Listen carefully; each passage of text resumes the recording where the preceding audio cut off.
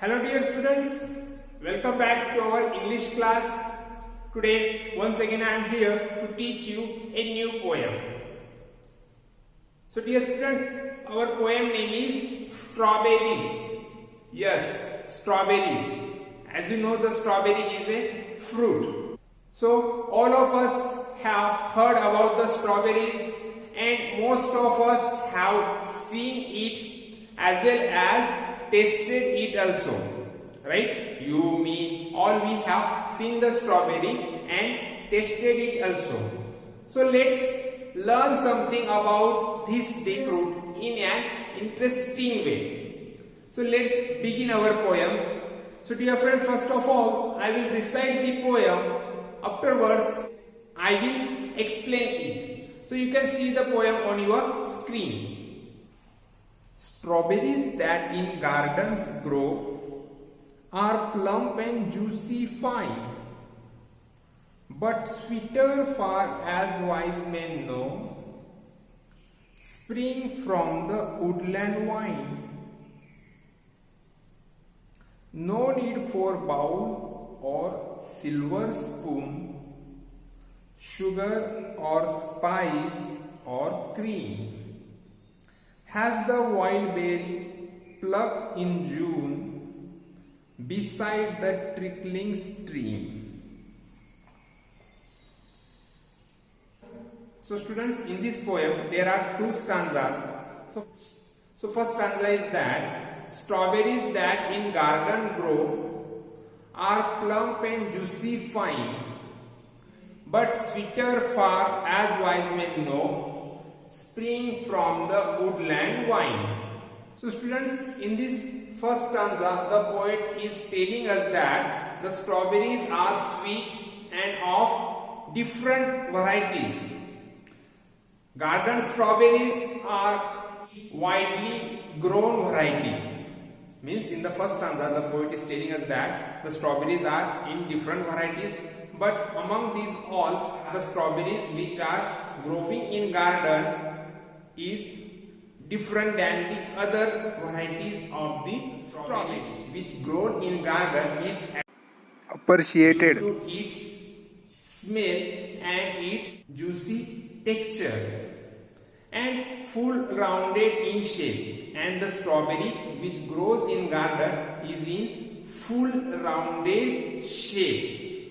And one of its variety, that is woodland strawberry, is sweeter than many other types of the last line of the first stanza. The poet is telling that one of its variety, that is woodland strawberry, is sweeter than many other types of strawberries. Means the woodland strawberry is different as compared to the other varieties of strawberries because it is more sweet in the taste as compared to the other. And strawberry grow by climbing on the tree. Means sometimes you maybe saw that some plants are growing on the other trees.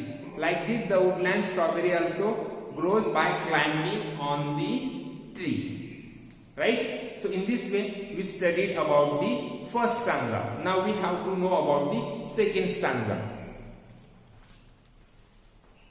So no need for bowl or silver spoon, sugar or spice or cream. Has the wild berry plucked in June beside the trickling stream. So students, in the second stanza the poet is stating that strawberry is very simple fruit and no knife or spoon is required to peel, cut and eat fruits.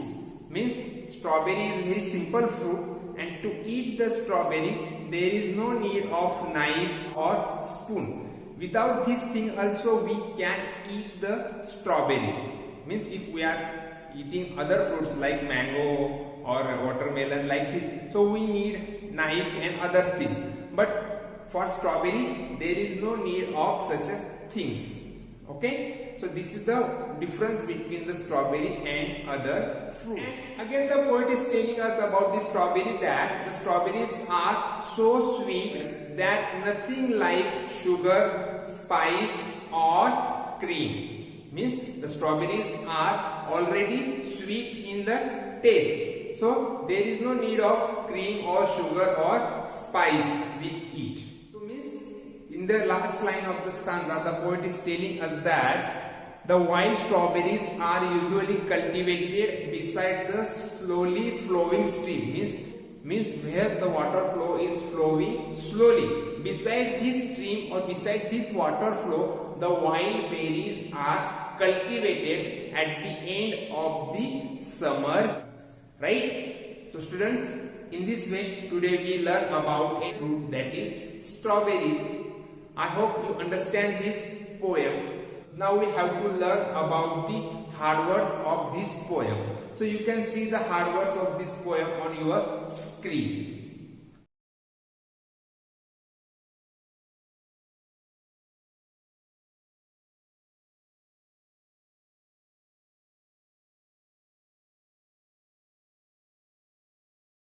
So students, at the last I want to say that we completed our poem.